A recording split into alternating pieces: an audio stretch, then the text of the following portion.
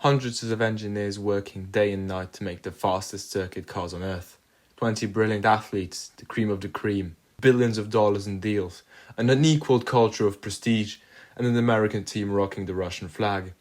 That's right, ladies and gentlemen. I am, of course, speaking about Formula 1. Now, to address the elephant in the room, Formula 1 is not a sport. At least that's what many people say, but that would be oversimplifying the situation, as being a driver is extremely tiring and exhausting. A good example is Ayrton Senna almost passing out after completing the 1991 Brazilian Grand Prix only in 6th gear. Driving a Formula 1 car is also the activity where you sweat the second most on earth, the first one being putting back change in your wallet at the grocery store when there's a long line of people waiting behind you. A common reason that people don't watch Formula 1 is that it's boring, and they would be completely correct saying that.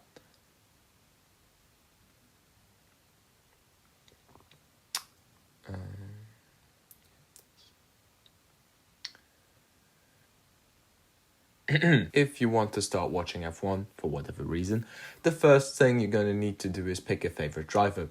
Well, no, actually, first thing you're going to need to pay 60 quid to get access to F1 TV, but once that is done, the dilemma begins. So to spare you some time, I prepped a manual just for you to know how to pick a favorite driver. First off, if you're an Italian, you're now a Ferrari fan. Sadly for you, that means that you're engaging in a life of sadness and disappointment. A life of teammate collisions, of slowness, losing championships on the last corner, and being stuck behind Petrov.